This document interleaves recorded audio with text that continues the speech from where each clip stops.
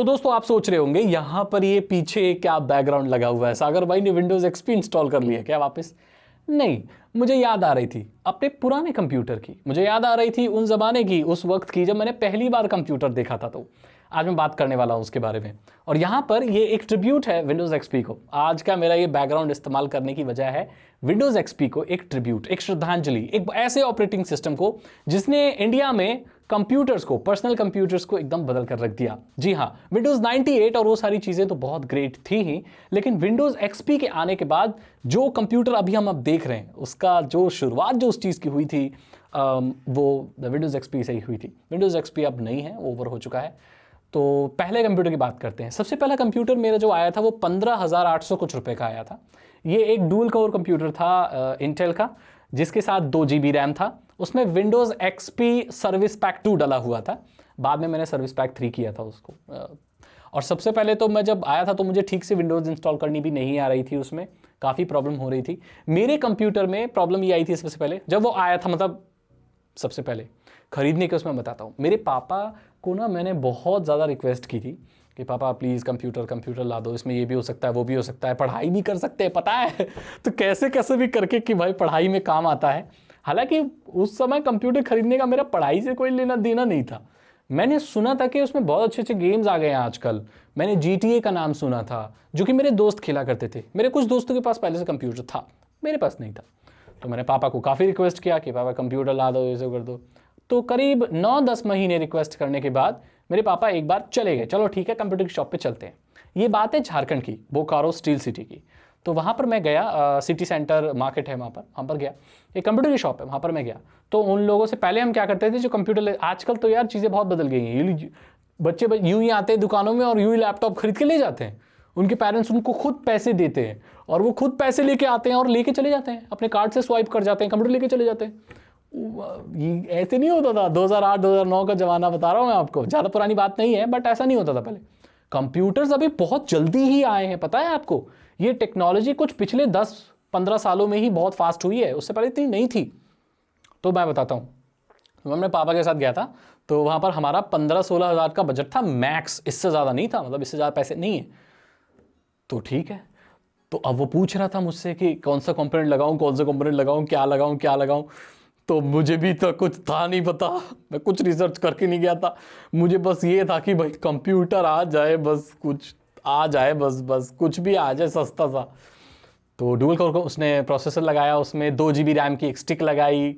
Motherboard भी Intel का आते थे पहले, तो मतलब इंटेल का मदरबोर्ड था उसमें।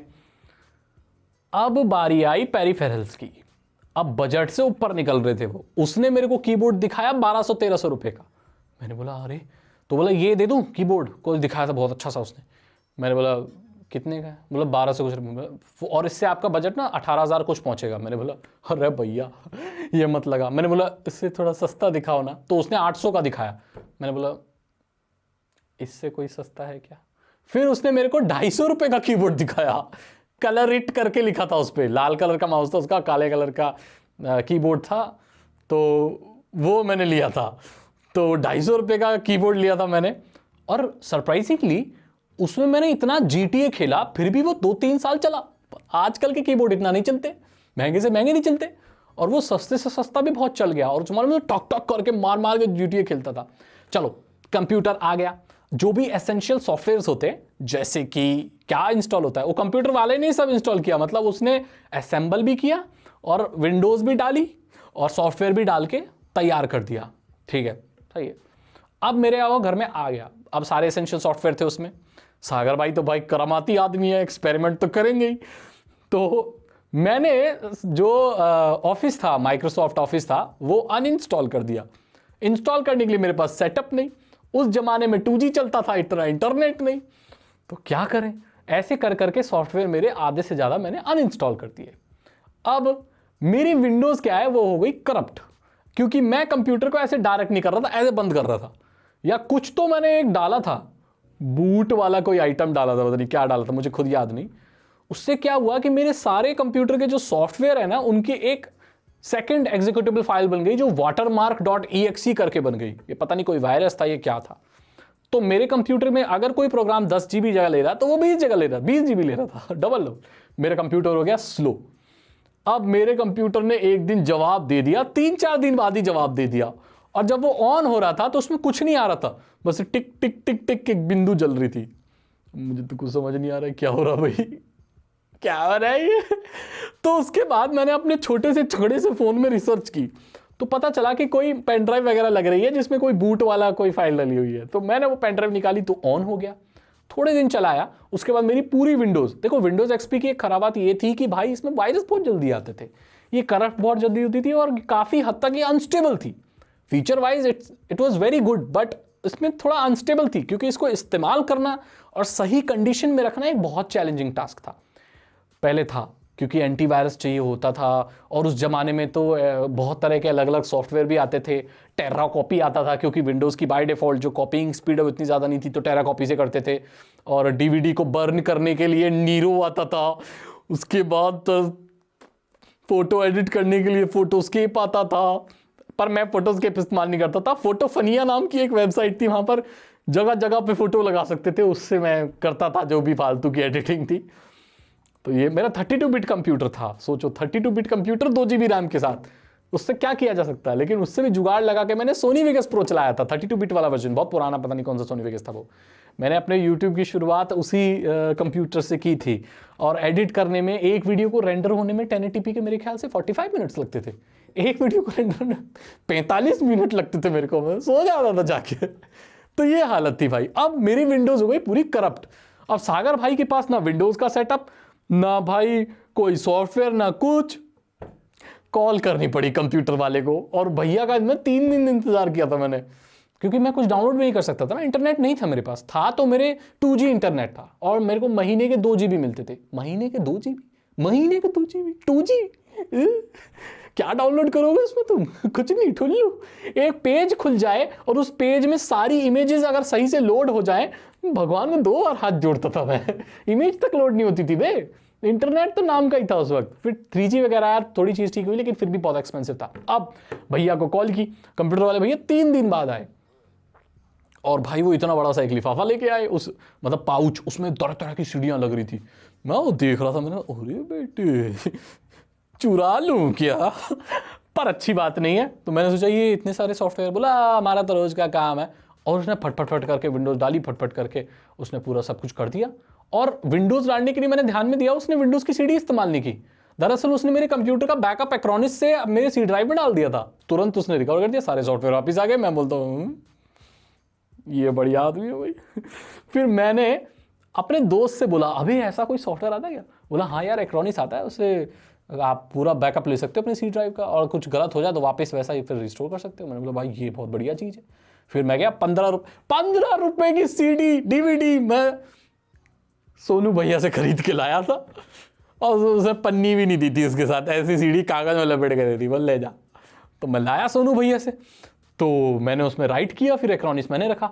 फिर तो दे वाइस सिटी, दे सैन एंड्रियास, दे हालो, और कौन सा गेम था, टोटल ओवरडोज, प्रोजेक्ट IGI 2 बाद में खेला। फिर मतलब कुछ नहीं छोड़ा, GTA 3 और बाइक रेसिंग, सारे गेम, मतलब मेरे उसमें सारे गेम डाल के, और डेस्कटॉप पर सजाने की आदत थी मुझे। 1 2 गेम, 3 गेम, 4 गेम, 5 गेम। मेरा एक दोस्त था बबलू, उस बबलू ने सारे गेम ले आता था। उसके पास कंप्यूटर बहुत पहले से था, और उसका जो कंप्यूटर था वो उसके लिए नहीं खरीदा गया था, उसके बड़े भाई के लिए खरीदा गया था। तो उसके घर में काफ़ी दिनों से कंप्यूटर था, तो उसने क्या कर रखा था, सारे सॉफ्टवेयर की सेटअप फाइल, सारे गेम संजो के रखे हुए थे। तो हम बबलू के पास जाना, ट्यूशन जाते वक्त पेन ड्राइव लेके जाते थे, बबलू को दे देते, बबलू भाई यार सुनना, वो गेम मिलेगा कि कोई यार हैरी पॉटर की कोई मूवी है क्या यार तेरे पास, कोई नया गेम आया क्या भाई? वो जस्टिन बीबर का बेबी गाना आया ना भाई, वो दे ना भाई, सुना बहुत अच्छा भाई, वो उसको भी, अंजलि को भी बहुत पसंद है भाई। तो बोलता था ठीक है, कल आऊँगा ना, डाल के लाऊंगा। या स्कूल में भी मिल जाता था वो, तो जस्टिन बीबर के सॉन्ग्स, हाँ MP3 सॉन्ग सारे नए नए, जस्टिन बीबर के सारे नए सॉन्ग, वीडियो जस्टिन बीबर वाली, वो भी 480p में ही थी शायद तब। और सारे गेम GTA पंजाब मॉडिफाइड, और 10 तरह के वायरस भी आ जाते थे साथ में, फिर दिक्कत होती थी। फिर मैंने अच्छे से सब कुछ करना वरना सब सीख लिया, उसके बाद अच्छा हो गया। फिर कंप्यूटर की आदत तो हो गई।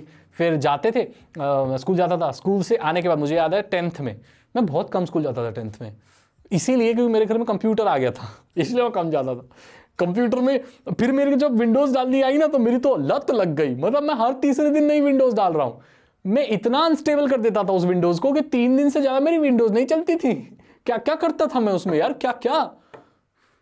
तो मैं हर तीसरे दिन विंडोज़ डाल रहा हूँ, विंडोज़ डाल रहा हूँ, विंडोज़ डाल रहा हूँ, चैन ही नहीं ले मेरे कंप्यूटर को, दे विंडोज़, ये सारी चीज़ें करता था। मैं स्कूल कम जाता था और मैं क्या करता था, सारे दिन सैन एंड्रियास खेलता था सारे दिन। मेरा मिशन सारे कंप्लीट हो गए थे। मैं पागलों की तरह 3-3 घंटे, अब तो मेरी कमर दुख जाती है। पर पहले, और मेरे पास तो प्रॉपर कंप्यूटर चेयर भी नहीं थी, प्लास्टिक की चेयर पे ऐसे बैठ के टांगा ऊपर करके, आपने मेरी किसी पुरानी वीडियोस में भी देखा होगा। और मेरे पास प्रॉपर कंप्यूटर की चेयर, वो टेबल भी नहीं थी। कूलर का स्टैंड के ऊपर मैंने शीशा रखा हुआ था मोटा वाला, और मेरी प्लास्टिक की चेयर थी, उस पे लटक के 3-3 4-4 घंटे में सैन एंड्रियास खेलता था। सोच सकते हो,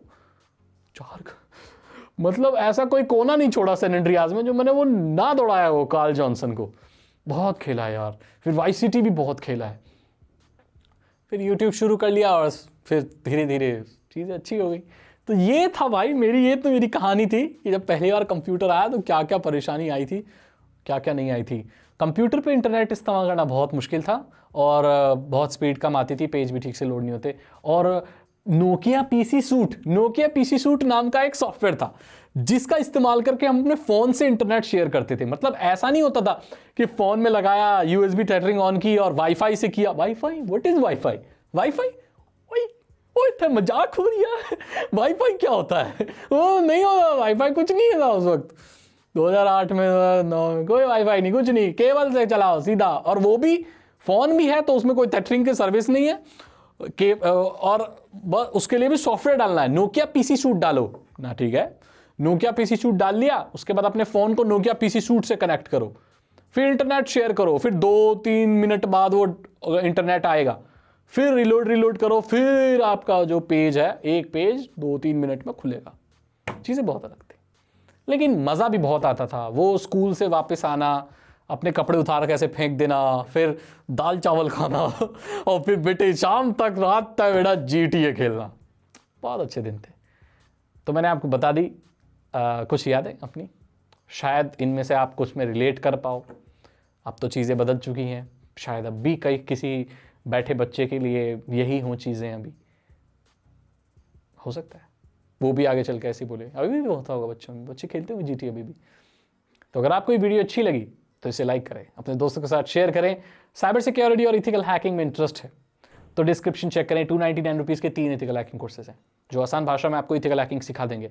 मैं मिलता हूँ आपसे अगली वीडियो में। Thank you so much and good